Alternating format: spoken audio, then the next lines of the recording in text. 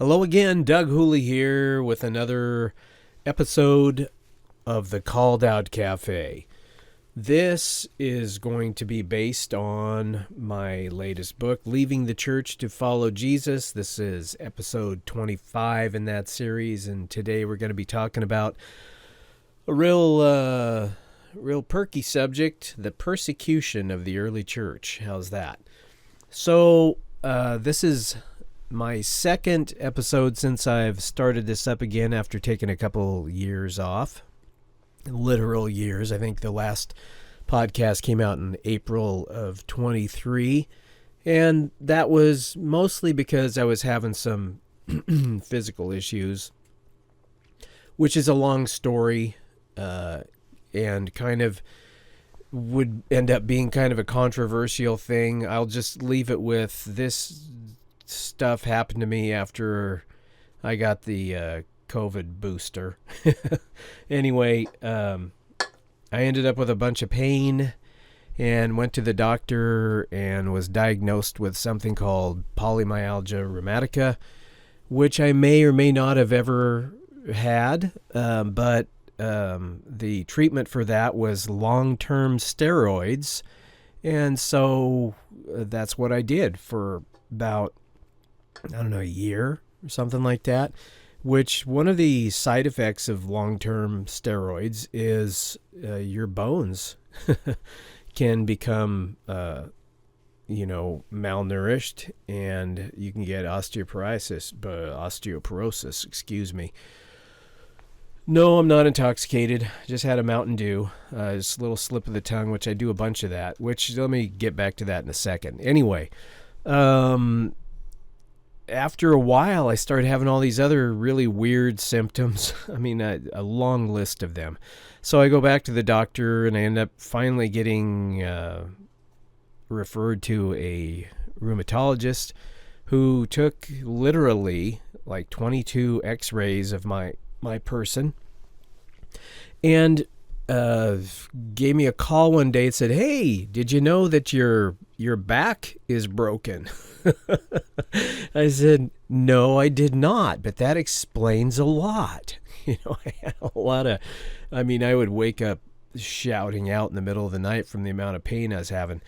And I had that beside these this degenerated discs in my neck going on. And so, man, I had a lot of stuff going on between all these side symptoms from the steroid use and broken back and compressed neck. And so it took me a while to get straightened out. The most recent thing, I had a rotator cuff surgery in December, and I'm still recovering from that. From what some people tell me, it could take like a year, and that's, I think, probably going to be my experience, because I still can have a certain amount of pain from that. But anyway, I'm on the road to recovery and getting healthier all the time. Thank you for your prayers. I don't say this to try to get your sympathy or whatever. I'm just letting you know why I was gone for 2 years. So anyway, in the midst of all that, there's been some good things. I've been leading a Bible study on Daniel. I've just about completed a book. I have actually completed the writing process of the book, and now it's formatting it and getting it published up on and available on Amazon. And so I'm working on that, and that will happen within probably the next couple of months. I'm going to pre-release that book on Daniel. It's called, the working title is Daniel Way Beyond the Feltboard, because it goes far more in depth, not in academia speak, but far more in depth with the lessons one can pull out of Daniel than what you're normally going to hear or would have heard in Sunday school, as your teacher used the felt board to show you pictures of big furnaces that Shadrach, Meshach, and Abednego were thrown in, and big statues that Nebuchadnezzar set up, and all sorts of things. This book is packed with incredibly important information, not just faith-building Bible stories, but stuff that pertains to your and my future when Jesus returns and how all that's going to turn out. So anyway, you can look forward to that. I'll put up more information as it becomes available to me on how to pre-order your copy of that important book. And I'll probably be doing a short trailer or YouTube trailer on that book and everything. And I'm going to let you know why that book is important for you to read. Anyway, enough of that. Enough about me. This is, after all, the Called Out Cafe podcast on our series pertaining to the writing of my last book, which was Leaving the Church to Follow Jesus. I got to tell you, in the last 2 years, I have become nothing, no less, let me put it that way, no less convicted in my beliefs that are reflected in that book, Leaving the Church to Follow Jesus. If I were to rewrite it today, my position would be stronger yet on what I take in there. So there is that. You may notice that if you are a regular listener to this podcast, I didn't have my opening bumper music, and I won't have my normal music at the end. And I may sound a little more raw or not as refined. That's because typically when I produce one of these podcasts, I would stop and re-record stuff constantly as I am essentially reading through an edited for podcast version of my book.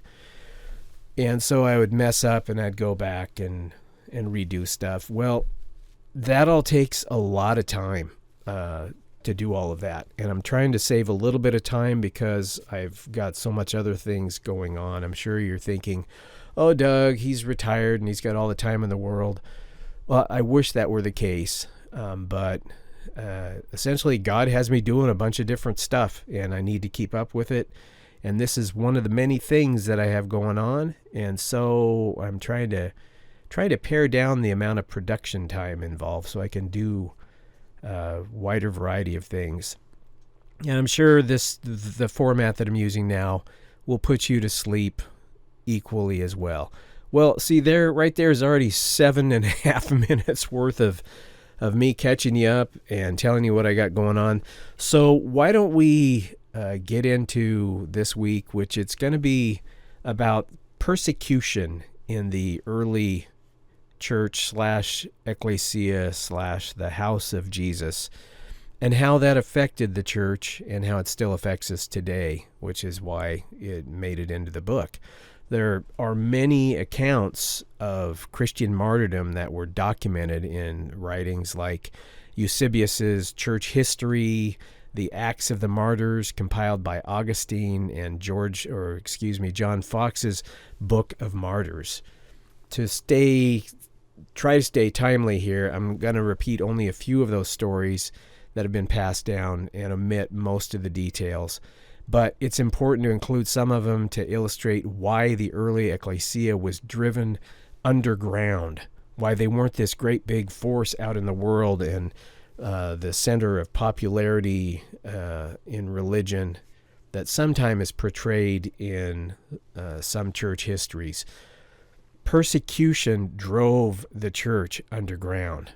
And that resulted in what was likely a high percentage of authentic followers of Jesus who made up local communities of believers as the persecution rooted out posers. So there was a higher fidelity in early Christians. If you said you were a Christian, man, why would you say that? It's just going to get you killed. So it's not to say that those who remained were doing everything according to the Bible. The Ekklesia was still made up, of course, of sinful human beings. But this early period of history probably constituted the greatest ratio of authentic called out ones within what was already developing into a human manufactured institution of the church. Persecution and martyrdom are extremely important in understanding the early church. those who look to the early church as a model for today, they've got to understand that unless one is living under similar circumstances, such as like an Islamic-controlled nation like Iran or Myanmar, that there is no way to emulate what took place in the early church. And I know that it's very popular today to try to get back to the church's early roots. There is such a cultural difference, though. In the West, according to biblical prophecy, that day will come in our future, but it's not here yet. It is here in some places of the world. Like Iran, for example, has an underground church where there are probably very similar circumstances that would match up to the early church and the persecution that was going on there. Dying for a cause, or being willing to die for a cause, is thought to be one of the highest demonstrations of dedication and belief. So martyrdom, it's like, that's why people, they die for a cause, and it's like, wow, that's the highest calling for that, what they're trying to die for. Local persecution of Christians often sprang up here and there throughout the world. But immediately after the ascension of Jesus, the Jewish religious authorities, they were the first and began to persecute the newest Jewish sect. It was essentially it was from within Judaism. It was the Messianic believers. They were Jews who believed that Jesus fulfilled the Old Testament prophecies of being the Messiah. Later, there were 10 major different persecutions of the church at the hands of what was known as one of the heads of the beast in Revelation. So if you look at the book of Revelation, chapter, I think it's 13 and 17, it talks about a 7-headed beast. Well, one of those 7 heads, it was the 6th head because it was the one in existence during the time of John, was Roman persecution. That persecution spanned almost 250 years of church history. So the threat of death was often present for the early followers of Jesus. It served to separate the casual, seeker, the one who's searching out truth or experimenting with Christianity, from the true believer. Some might think that being driven underground and operating in secrecy because of persecution stifled the growth of the early Ekklesia. But to the contrary, persecution was an important factor in the numerical growth of the early Ekklesia. And I'm not alone in that belief. Early Christian authors, like Tertullian wrote, "The blood of the martyrs is the seed of the church." Martyrdom was the ultimate demonstration of sincerity and dedication to what the martyr believed to be true. Each martyr, they were a witness to the veracity of the gospel. They were willing to demonstrate their credibility by dying. So after Pentecost, the apostles made a habit of preaching on Solomon's porch at the temple. They performed signs and wonders. Many brought sick people to them to be healed. As a result, increasingly, Jewish men and women recognized Jesus as their Messiah. Remember, their base of operations was the temple in Jerusalem. So this new sect of Judaism was not around for very long, perhaps only a few days or weeks before the actions of the apostles attracted the enmity of the Jewish religious establishment in Jerusalem. Those who had a commitment to keeping the laws, the deepest held beliefs, the Pharisees, and those who oversaw the temple, who were the Sadducees, seemed to be the most militant in their hatred for the new Jesus-following sect of Jews. According to Justin Martyr, the Jews conducted a purposeful information campaign against the Christians immediately following Jesus' resurrection. And I think that's reflected in Scripture. Having a little bit of a back-of-the-throat issue today, if you're wondering. If you couldn't tell. I'm glad I called my own attention to that. A man named Saul, later known as the Apostle Paul, was somewhere between 25 and 29 years old when Jesus ascended to heaven. That's a church tradition. Saul was from Tarsus, the capital over the Roman province of Cilicia. That's in central South Turkey, if you're wondering. He was from a well-to-do family, was a tent maker, and most importantly, a devout Pharisee who was educated in Jerusalem by a big-time Pharisee named Gamaliel, very well known. Gamaliel, even though he had trained and educated the Apostle Paul when he was known as Saul, ultimately he played a part in the story of the early Jewish Ekklesia's survival. I say the Jewish Ekklesia because they were at one time one and the same. Saul was zealous in his beliefs and eager to please his mentors. Saul was a consenting member of those who witnessed the murder of a Jewish Christian we know by the name of Stephen, who was killed by the Pharisees for his outspoken faith in Jesus. The awful event of the stoning of Stephen marked the beginning of what Luke identified as the great persecution of Jewish Christians in Jerusalem. Saul himself was said to have gone from house to house, dragging out Christians and throwing them into prison. So great was this persecution that for a time it appears that everyone except the apostles fled Jerusalem. Every Christian, of course, fled Jerusalem. There had been no time for anyone to settle into any kind of a new religious routine. There were no safe havens. It's like, you guys are believing wrong. Your beliefs are spreading around. We don't want them. We're going to kill you, essentially, is what was going on. So they got out of town. So the Jewish Christians were scattered throughout the regions of Judea and Samaria. Both of those regions were within a couple of days' walking distance of Jerusalem. However, some went well beyond the local regions, and they traveled to Phoenicia and Cyprus and Antioch, southern Turkey, etc., the coast. The Jewish believers that traveled there preached the word to only their fellow Jews that they encountered. There was not a lot of mixing amongst Jews and Gentiles, even if you came to believe that Jesus was the Messiah and the Son of God.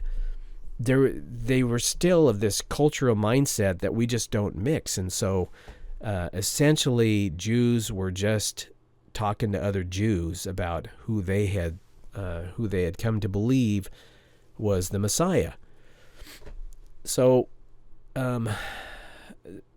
those who came to believe in turn presented this gospel to the Hellenists, the Greeks.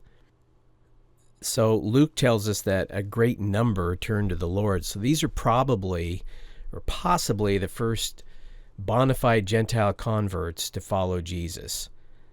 Like on the day of Pentecost, God again took the spreading of the gospel into his own hands as he used the persecution of the early Jewish Christians to spread the gospel.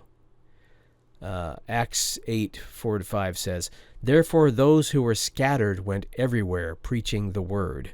So they were scattered from persecution.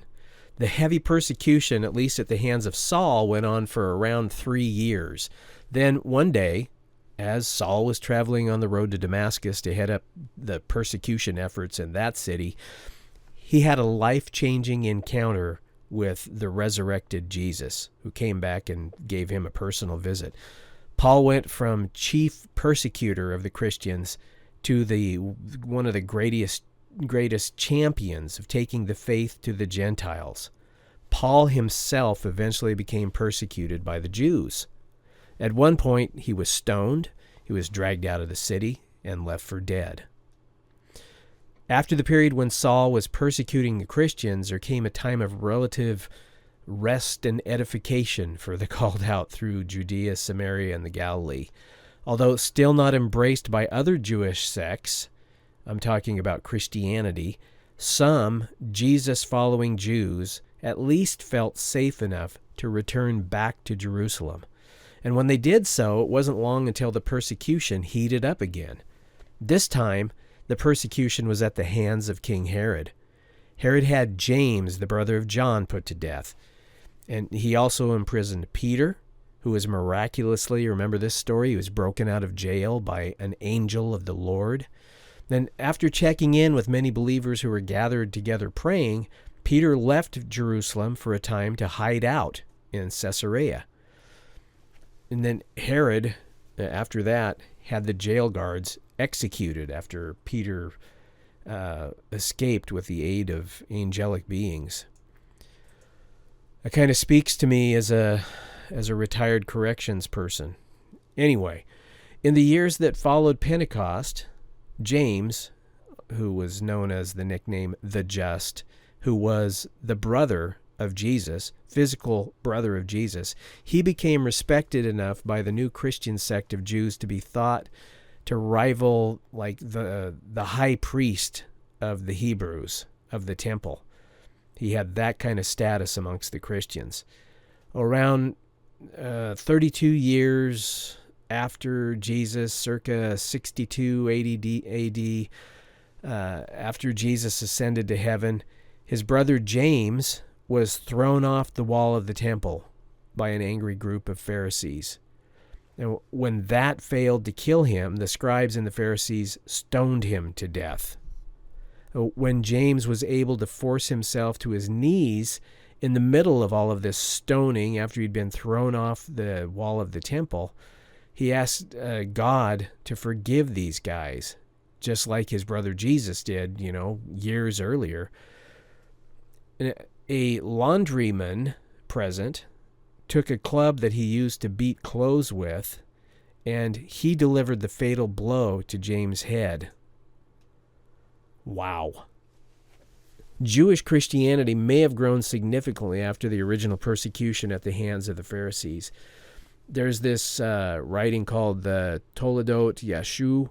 It's a medieval Jewish text taken to be an alternative account of Jesus' life. It's written by Jews to essentially slam Christianity. Anyway, that writing is clearly medieval anti-Christian propaganda with little effort to offer anything credible by way of any kind of facts. However, the Jewish perspective is interesting regarding what they said about the kind of trouble that was being caused by the early Jewish Christians. It's kind of insightful as to the motivation why the Jews were fighting so hard against Christianity. If nothing else, we see how well the more factual account of the death of James the Just fit into such tumultuous relationship between the Jews and Jewish Christians.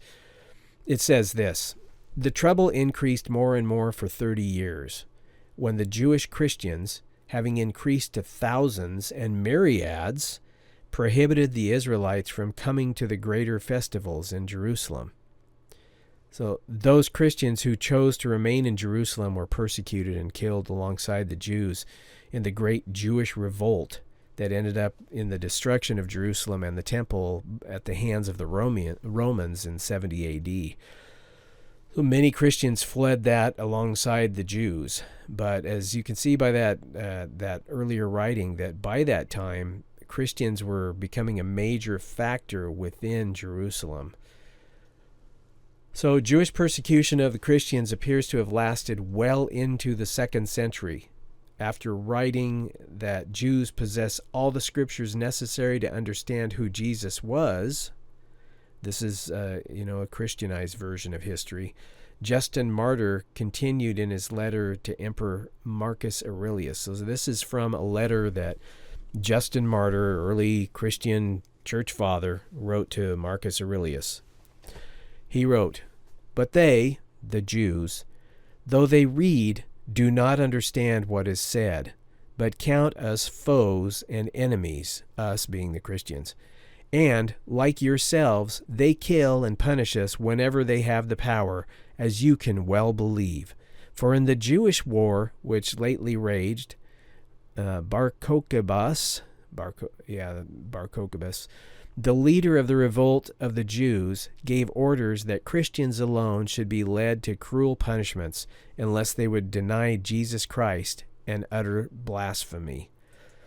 So this is a really good illustration of the parting ways of Jews and Christians, which is, in my opinion, a terrible, terrible tragedy. The church lost so much when the Jews and Christians parted ways, and they both very purposefully did, starting about this period of time until like into the 300s, and never again would they want to come back until almost as recently with a lot of the Zionist movement in Israel.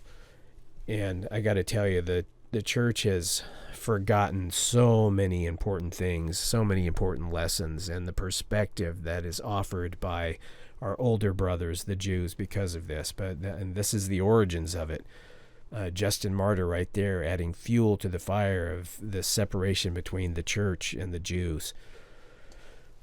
But what I'm talking about today is just the persecution of the church and how it affected it. What a huge impact this had, this parting of ways. The martyrdoms of the other apostles of Jesus have been handed down in church tradition.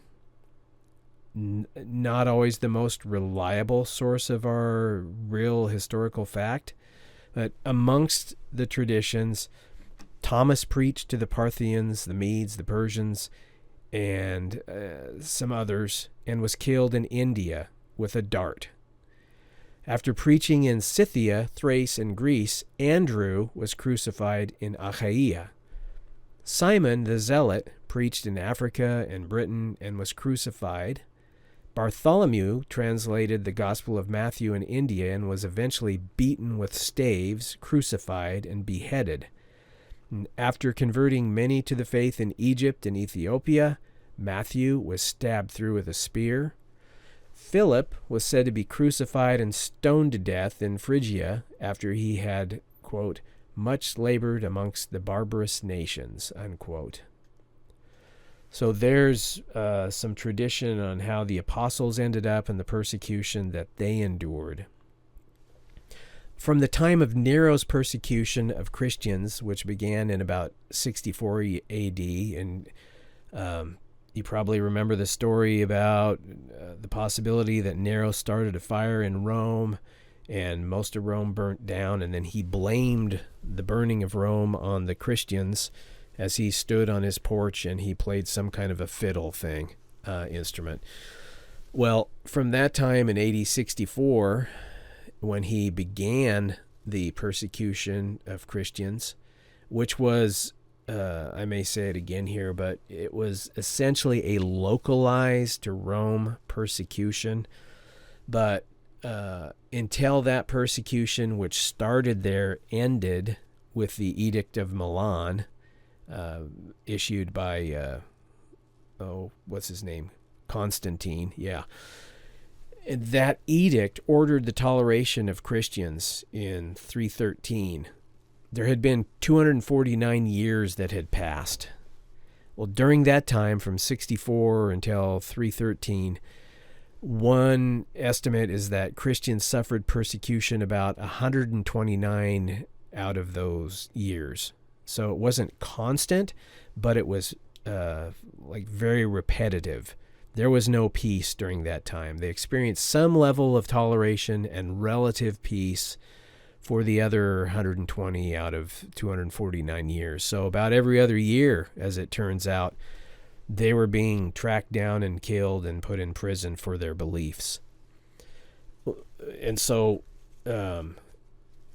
it just was not a real relaxing life if you decided to follow Jesus back then.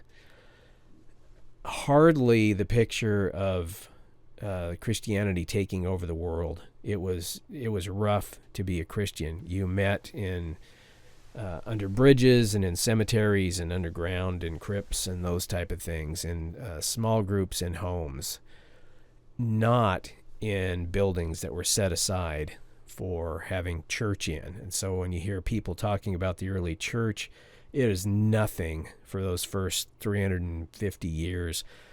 Nothing like what we would think of it now. They would not recognize what's going on in our culture today. Early Christian would not. Well, Nobody knows how many chose to save their own lives by outwardly denying Jesus and fulfilling the requirements of Rome to demonstrate that one was not a Christian. It likely meant that kind of persecution was meant to dissuade the rest. Generally, those executed were notable leaders within Christianity. It wasn't always every last Christian, because they thought that if they could turn the leaders, the new office of bishop, which essentially was just a president or the presider over a local group of Christians, they figured if they could get them to turn and deny Jesus, that they would turn the rest. But that wasn't a very effective technique for them. So Rome was acceptant. Speaking of Roman persecution, they were acceptant of any god that anybody wanted to worship, and they were acceptant of many different religious practices. However, they also viewed acceptance of their own national religion as an obligation for everyone. It was a part of being a good citizen. It was the Roman Senate that determined what the state gods were that were going to be worshipped. And that included sometimes emperors who were declared to be God. And if you failed to worship the gods of the state, it was an act of treason, punishable, of course, by death. So during some periods of persecution, besides verbally denying Christianity, people were expected to make sacrifices to the emperor, acknowledging him as God. Well, oddly, as Christians refused to acknowledge the gods of the Romans, they were labeled atheists by the common people. The Jew got away with not worshiping the Roman gods because they had a national religion and a national God, Jehovah, or Yahweh. After Jerusalem was destroyed in AD 70, the emperor made no change in the status of Jews other than the offerings that were once were sent to the temple in Jerusalem were then supposed to be paid to the Roman treasury. So citizens were suspicious of Christians. They wouldn't bow down to their gods. They believed they partook in ritualistic sexual orgies during their secret little services that took place under bridges and in the catacombs. And there were rumors that they were even engaging in cannibalism. So having sex before they were acquainted, incest between brothers and sisters, and because you get these terms, they called each other brother and sister, and they were eating the bread, the body of Christ, and so that's where these rumors sprung from. They thought that Christians were revering the genitals of their priests. All of those things were amongst the alleged practices that early Christians were being accused of. And so the Romans thought that the Christians were these nasty people. The worst rumor concerns the initiation ceremony of a new Christian. So after feasting and drinking, people of every sex and age participated in an abominable, lustful, shameless orgy. Finally, an offering was made to Jesus in a most horrific way. They said that a baby was smothered in flour and offered to the one being initiated. So they would beat the baby, drink its blood, and they would then share the limbs with their new brothers and sisters. And I'm sorry to be telling you all this because it's just nasty stuff. And of course, it's nowhere even close to being true. Bizarrely, it sounds a great deal what modern conspiracy theorists are accusing Hollywood and political elites of today. And I don't want to get into that conspiracy theory controversy, but that's what it reminds me of. It's like, who's the group that you don't like, that you want to blame everything on? And that's what they were doing with the Christians, and they were making these just wild accusations against them. Some of it rooted in the terminology, and I don't even want to say that there was a seed of truth. It's not, but they would take the brother and sister terminology, or the eating the body and blood of Christ and those kind of things, and they would turn it into something absolutely nowhere near what it actually represented. So Contrary to popular belief today, most Romans, I know, this just doesn't sound like probably what you've always heard, but most Romans were moral on some level and would have thought the above behavior, like what they were accusing Christians of, to be horrendous and unacceptable in their culture. Rome was not a constant wild orgy where anything went. Rome was a society in which Greek philosophies touted piousness, and those philosophies were very valued and adhered to. Their gods demanded that men and women, in their own words, strive towards goodness. There were some things like the Roman god Bacchus, and the way they celebrated his festivals was in fact with big drinking orgies. But in general, it was the Vestal virgins. It wasn't the Vestal tramps. They valued the virginity of these priestesses that were in their temples. So anyway, that's kind of an idea to put out of one's mind, is that the Romans were just like, they went from one orgy to another. They didn't. They were pious people for the most part, and there were exceptions, of course. So Christians were having this negative economic impact on traditional businesses also, for nearly the same reason Paul did when he went to Ephesus. Remember that story? He goes in and he starts preaching Jesus, and the silversmiths were accusing him of ruining their idol manufacturing businesses. Christians were not buying what was required to make sacrifices to state gods any longer either. Pliny the Younger, the governor of Bithynia in North Asia Minor, he wrote to Emperor Trajan about the Christians who held to the what he called depraved, excessive superstition. So after asking the advice of the emperor about what to do with the Christians, he informed him that until recently, quote, very few purchases could be found, unquote, to buy the sacrificial animals. However, since Pliny had a few Christians put to death, the temple rites that he thought were long neglected were resuming, and sacrificial animal sales were on the rise. That's all according to this letter that he wrote. So he was saying that their techniques of persecuting Christians was having a, from their perspective, positive influence on Christians turning from Jesus and resuming the worship of their false gods. Of course, from the Christians' perspective, they thought that they were being blamed for everything that was going wrong in the world. Tertullian writes, he was a church father, they are of the opinion that the Christians are the cause of all the mischief in the world. If the Tiber overflows and the Nile does not, if heaven stands still and withholds its rain, and the earthquakes, if famine or pestilence take their marches through the country, the word is, away with these Christians to the lions. Those were the words of Tertullian.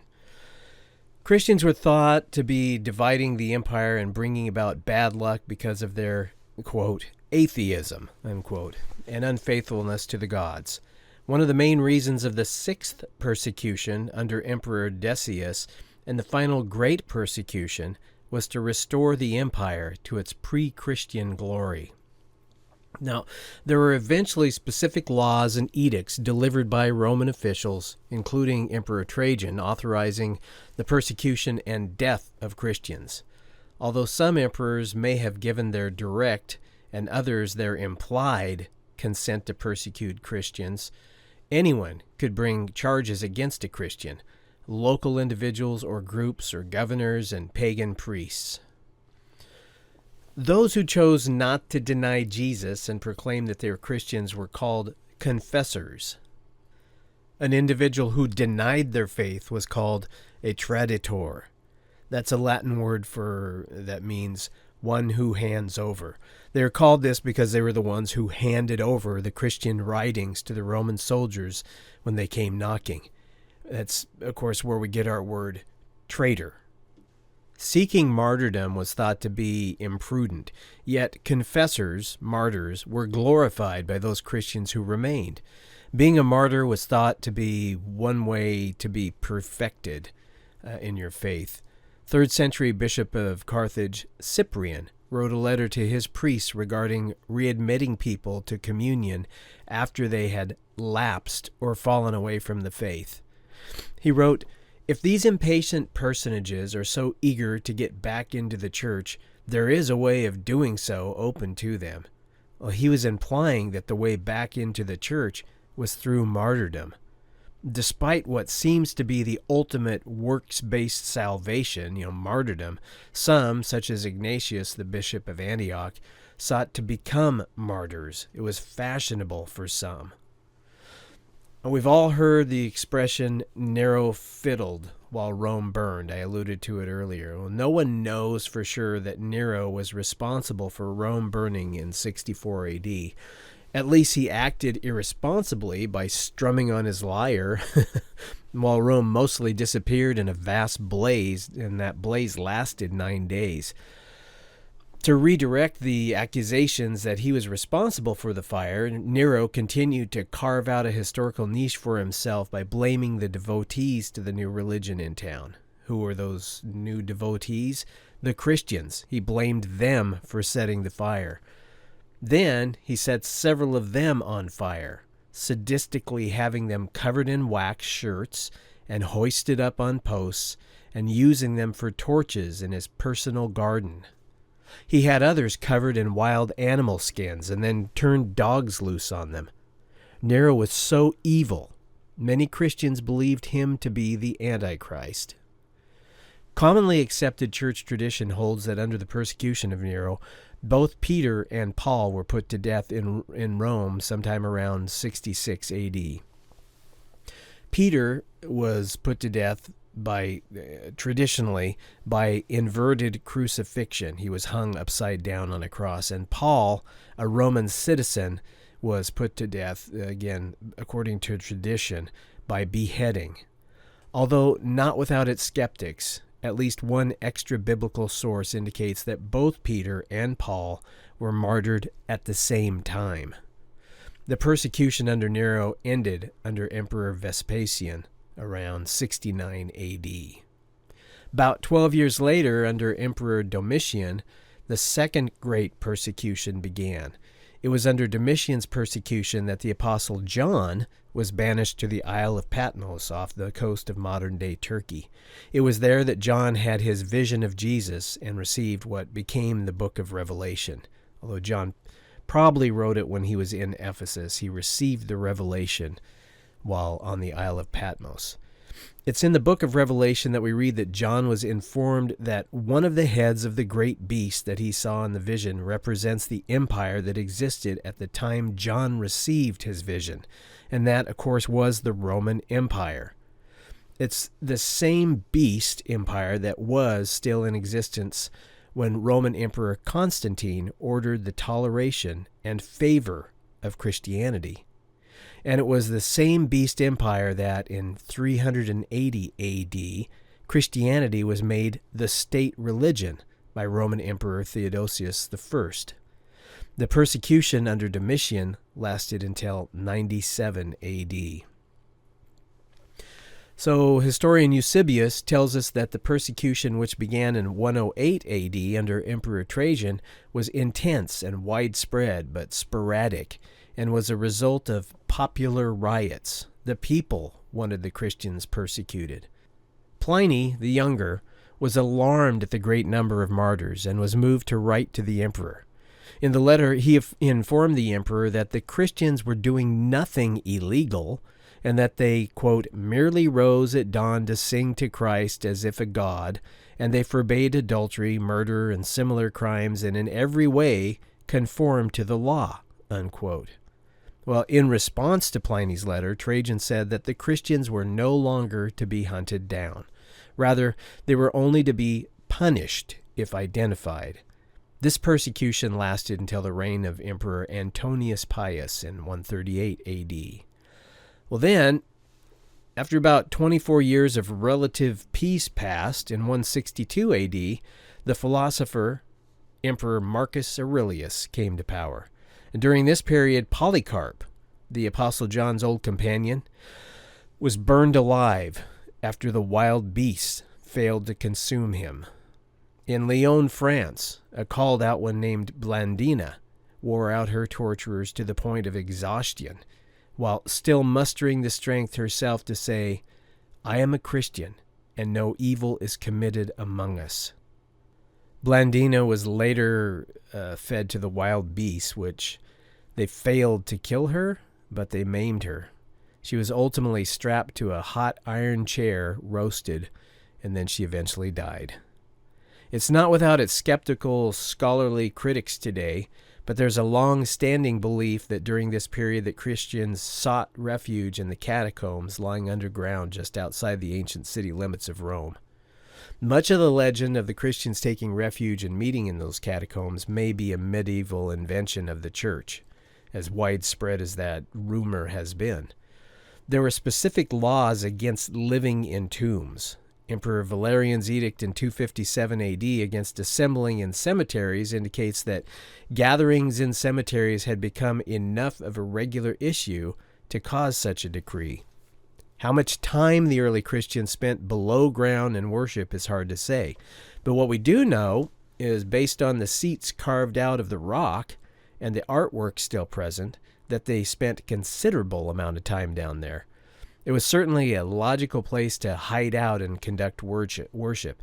Christians began to spend an increased amount of time in the catacombs as they placed the bodies of the martyrs there to feel closer to them. Along with Polycarp, Blandina, and many others, Justin Martyr was put to death during this period of persecution. Justin, who was also a philosopher like Marcus Aurelius, wrote 2 different apologies to plead the Christians' case with the Roman government. Didn't seem to work. The 5th persecution of Christians, and what I'm doing is I'm taking you through all 10 of the major persecutions. Well, that one began in 192 under Emperor Severus. It was brought on by the perceived growth of Christianity. They were becoming a perceived threat. Tertullian wrote that if all the Christians who lived during this age were to have left all the territories in Rome, the empire would have been greatly depopulated. So Christianity was on the rise despite this martyrdom. Of course, given the resources of his day, there was no way for Tertullian to know that for sure. His estimate probably counted all of those who called themselves Christians, which included a great number of Gnostics and other heretical Christians. If you remember from the last episode, we talked about how widespread the Gnostic religion had become, which was nothing like true Christianity. So it's not like they were just an offshoot of the Christians. They were non-Christians in disguise, wolves in sheep's clothing. Historian and author Mary Beard, whose book sits upon my shelf over there, estimates that the 200 AD population of Christians was somewhere around 200,000 out of a total population of between 50 and 60 million people throughout the Roman Empire. That's between 0.33% and 4% of the total population. And that's hardly enough to leave the empire greatly depopulated if they were to have all left. On a trip to Alexandria, Egypt, to gain control of the perceived increasing number of Christians, Emperor Severus issued a decree. He forbade the conversion to Judaism under heavy penalties and enacted a similar law in regard to the Christians. He made that decree around the time that he passed through the region of Palestine. It was during this period that Christian apologist and opposer of heresies, Bishop Irenaeus of Lyons, caught the attention of the emperor and became an object of resentment. Irenaeus was beheaded for becoming that object of resentment in 202 AD. There was a young Christian woman living in Carthage named Perpetua who kept a diary during this period, and it chronicles the events leading up to her and several of her companions' violent deaths. So the 6th persecution, that was under Emperor Maximinus. He greatly targeted the clergy of the church. However, the provinces were free to act out against Christians as they saw fit. Local persecutions were fueled by common people and their superstitious beliefs about Christians. Remember all the nasty things that they thought that they were doing.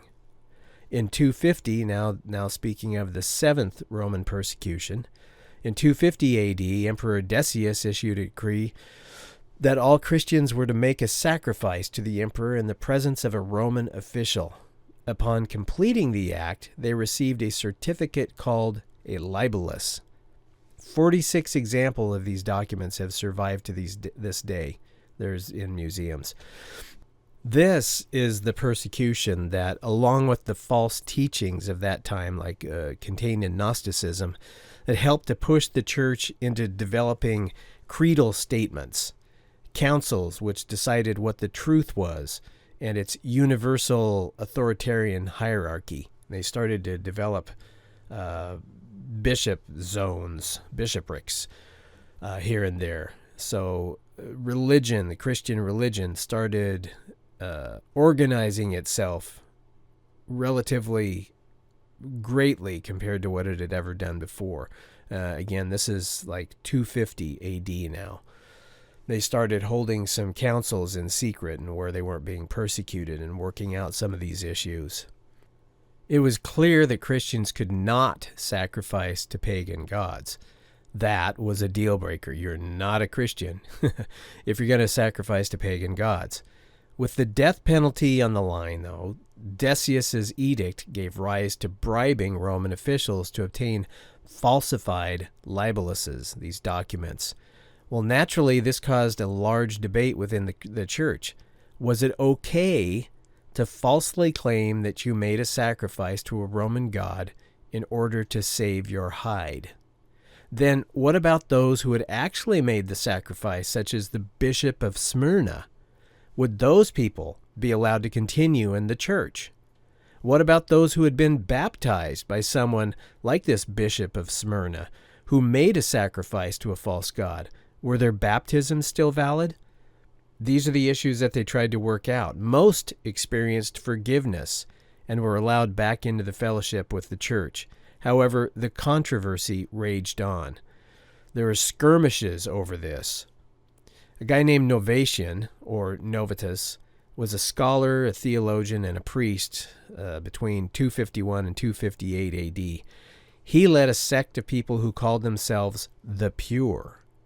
They held that no one may have any hope of salvation if they are to compromise their beliefs to appease the Romans.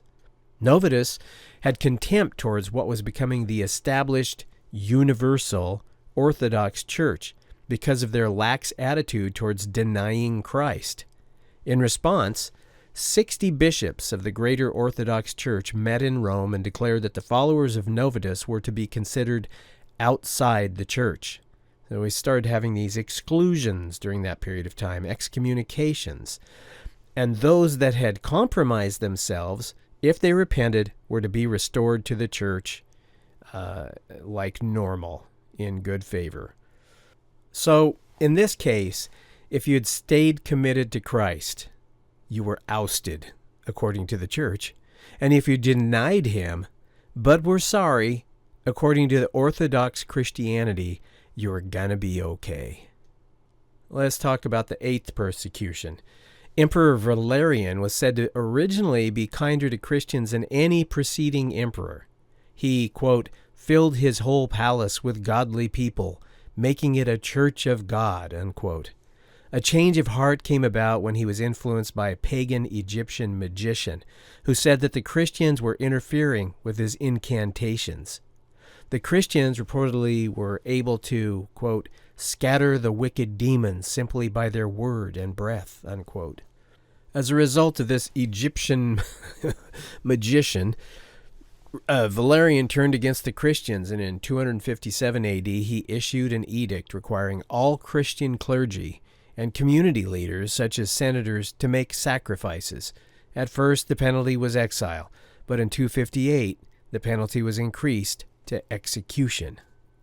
The 9th Roman persecution, under Aurelian, John Fox tells us of only 2 recorded executions of Christians resulting from persecution under Emperor Aurelian. Both were beheaded. Aurelian himself was murdered by his own servants in Byzantium. The 10th and final persecution came under Diocletian and Galerius in 303 to 313 A.D.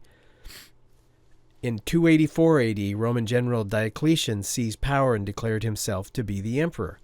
But then he subsequently divided the empire into 2, the Eastern, with Byzantium as its capital, and the Western Empire, still ruled from Rome. Diocletian chose the Eastern Empire to rule from, and he gave the Western Empire to Maximian. In 293 A.D., he further established a system of imperial succession. So now you've got 2 emperors, right? Diocletian and Maximian. But then they established this system of imperial succession in which each emperor chose their own replacement as kind of a junior emperor. That emperor was titled Caesar, and the senior emperor was referred to as the Augustus. So Diocletian chose Galerius as his Caesar. At first, Diocletian didn't appear to be any threat to the Christians, but the worst oppression of the church that ever occurred, and is called the Great Persecution, began in 303 A.D. at Diocletian's hand. It was February 23rd, 303. After consulting the oracle of Apollo, Diocletian believed he had the backing of the gods, and he outlawed Christianity throughout the empire. Christian books were burned, the first Christian places of worship that had just started springing up. Now get this, around the year 300, the first churches had started to be built. They were ordered to be leveled to the ground or closed. Christians could no longer testify in court. They couldn't hold public office. Altars were set up in courtrooms for people to prove they were not Christians by making sacrifices to these Roman gods. So during this persecution, it's estimated that as many as 2,000 Christians died during this persecution under Diocletian and Galerius. Diocletian eventually got sick, and he withdrew from public life. But Galerius, I think it's Galerius, continued to persecute Christians until he also got gravely ill. Well, before dying, he attempted to atone for his wrongdoings against the Christians. So in 311 AD, he published an edict to permit them again to be Christians and establish the places of their religious assemblies. So he reauthorized them to gather together as Christians. So in the aftermath of all of these 10 persecutions, what happened? Well, by 313, Constantine, Roman Emperor Constantine, who had become the emperor of the Western Roman Empire in 306, remember it had by now divided into 2, and by 306, he entered into an agreement with Licinius, the Eastern Emperor, to legalize Christianity.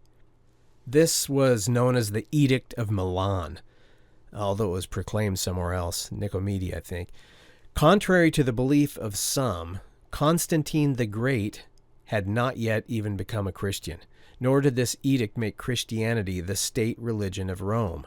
That happened about 67 years later under Emperor Theodosius I.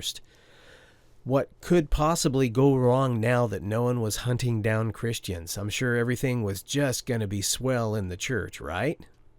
Yeah. Well, Constantine took an active and direct role in what he called the healing of the church in the aftermath of the Diocletian and Galerius persecution. He attempted to bring together sects such as the Donatists with the Church of Rome.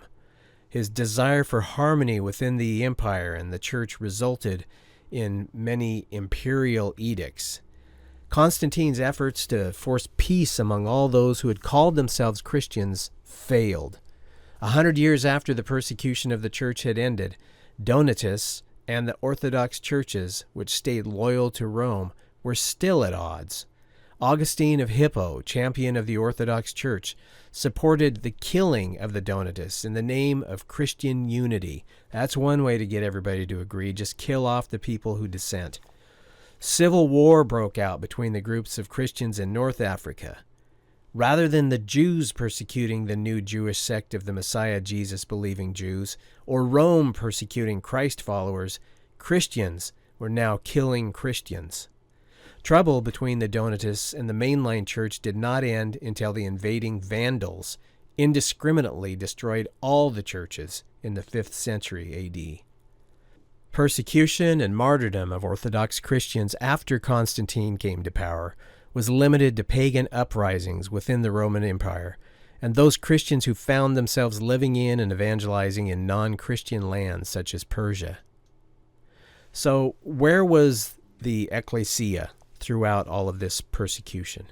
Well, throughout the persecution, Jesus was always with those he had called out from amongst the rest. The thin thread of his Ekklesia wove its way throughout the Roman Empire, knitting its way in and out of the visible church, the man-made institution of the church. Jesus was with his called out as they fled their homes. He was with them as 2 or 3 gathered in his name in the cemeteries. He was with the lone saint as he conducted business in a pagan city in Syria. He was with another one as she was raped by her master. He was with those who were predestined to be killed for his namesake.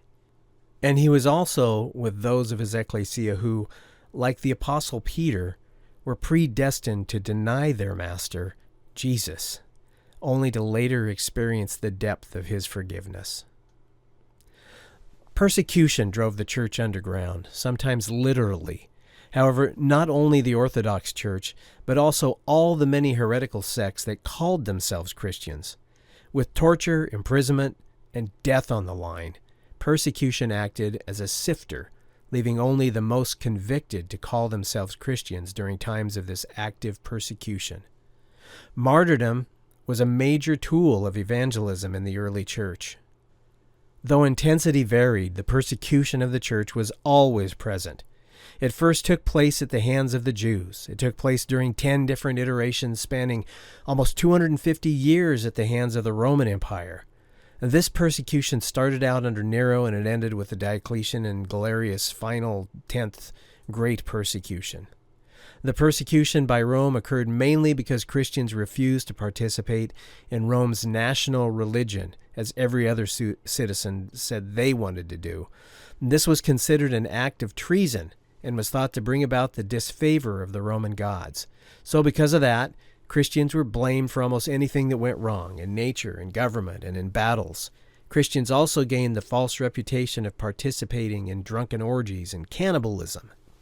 Once the official persecution ended with the Edict of Milan, well then Christians began bickering amongst themselves about what to do with those who compromised their beliefs during the persecution.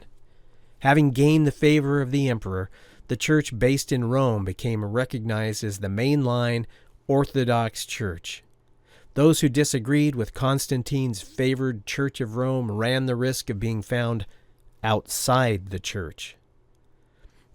What were supposed to be the brothers and sisters in Christ became bitter enemies. History does not record love, forgiveness, and mercy as a part of what took place during that time.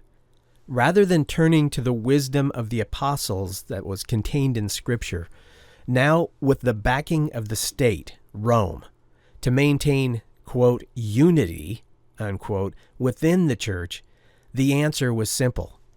Consider those who do not agree with the Orthodox Church to be outside the church. If those on the outside persist in their claims to represent the church, then kill them. I would like to say that was just a short bump in the road for the church, but unfortunately, it became an enduring tactic. Well, that's what I have to share with you in this episode. In the next episode, I'm going to talk about what happened with the passing of Jesus' apostles. They were replaced by what's come to be known as early church fathers. So we'll see how they had their big impact on the church. You, dear listener, can keep up with what we're doing on my Doug Hooley Ministries Facebook page or on my X page at Doug H Ministries, or on our Doug Hooley Ministries YouTube page, YouTube channel, I guess more appropriately called. Don't forget to watch for my new book. The working title again is Daniel, Way Beyond the Felt Board. That's a throwback to Mrs. Virginia Franz in the 1960s, my Sunday school teacher. I had others, but she's the one that seems to pop out in my head the most. She would lead our singing before church, and then she would teach us using this blue felt board. And so she gave us the basics. Praise God for her. I'm sure she's enjoying whatever she's doing in heaven these days. But yeah, way beyond the felt board. There's so much more to talk about in the book of Daniel than just the well-recognized, well-known stories of faith in the book of Daniel. You know, during these times we're living in, there is so much to talk about. There is so much that has my attention, prophetically speaking. And I am not one of these guys that say, oh, there are prophecies being fulfilled every day, living by the headlines and defining my eschatology, my end time studying by what I'm seeing in the headlines. No, I'm talking about big stuff of biblical proportions. If you know your scripture, you know what I'm talking about. What's been happening in Israel is of extreme importance, biblically speaking, or it could be. You know, you go through these times to where you go from DEFCON 3 to DEFCON 5, or maybe it's DEFCON 1. I don't know which one's greater risk. But and then things will blow over, and it's okay. But that's the life of somebody who's being watchful. Someday it may very well be what we're watching for, and not just false alarm. But that's all a topic of another time. For today, I gotta say goodbye. May the King of the universe bless you and keep you safe. Maranatha and Shalom until next time.